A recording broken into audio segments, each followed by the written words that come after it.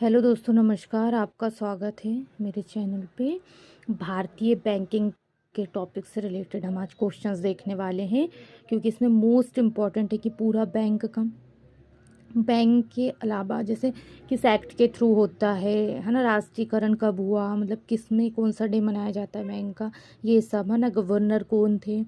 तो ये सब हम बैंकिंग के मोस्ट इम्पॉर्टेंट क्वेश्चंस क्या करेंगे, देखेंगे, है ना। तो जहाँ तक हो सकता है हम जैसे ईयर वाइज क्वेश्चन थे, किस ईयर में किसकी क्या हुआ, है ना। तो ये सब आपको क्या देख करना है, इनको आज पढ़ना है ना, और वीडियो में भी बने रहना है।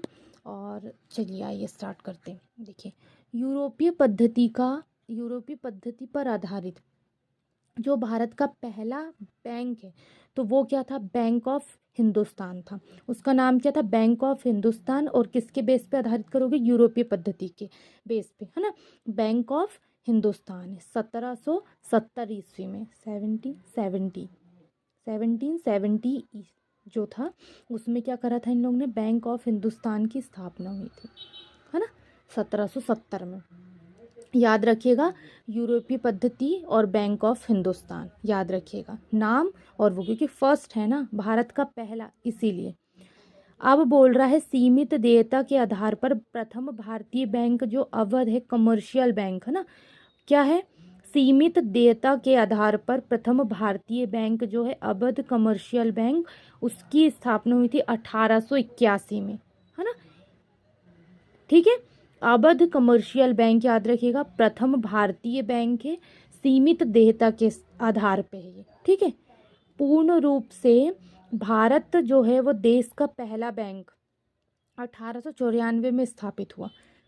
कब, पूर्ण रूप से मतलब पूरे तरीके से भारत, हमारे भारत देश का पहला बैंक, है ना, 1894 में स्थापित हुआ। उसका नाम क्या रखा, पंजाब नेशनल बैंक, जो अभी तक आप देख रहे हो कि चल रहा है।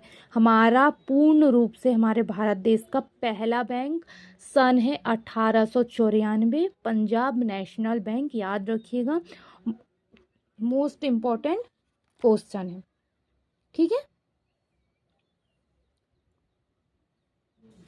भारत का केंद्रीय बैंक कौन सा है, भारतीय रिजर्व बैंक। कौन सा है, भारतीय रिजर्व बैंक भारत का केंद्रीय बैंक है। ठीक है, इसकी स्थापना कब हुई, आरबीआई एक्ट के थ्रू हुई 1934 में।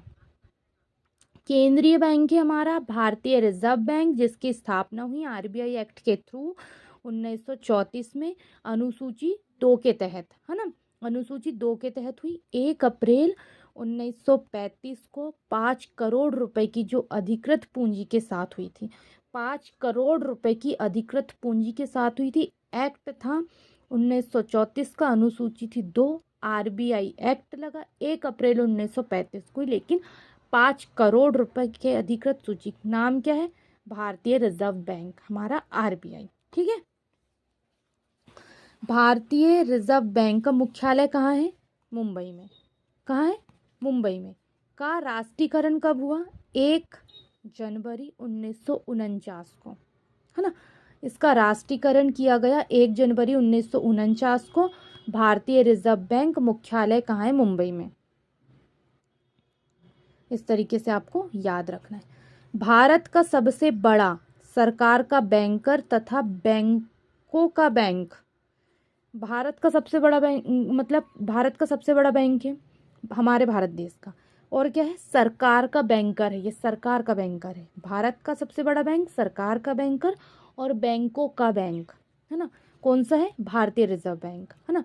जिसका जो वित्तीय वर्ष है वो 1 जुलाई से 30 जून के बीच होता है, 1 जुलाई से 30 जून के बीच होता है। भारत का सबसे बड़ा है हमारा आरबीआई, सरकार का बैंकर है आरबीआई, बैंकों का बैंक है आरबीआई, है ना, जिसका वित्तीय वर्ष 1 जुलाई से 30 जून के बीच होता है। रिजर्व बैंक के प्रथम गवर्नर कौन है, ऑसबर्न स्मिथ। ठीक है, ऑसबर्न स्मिथ है। प्रथम भारतीय गवर्नर कौन थे, सीडी देशमुख।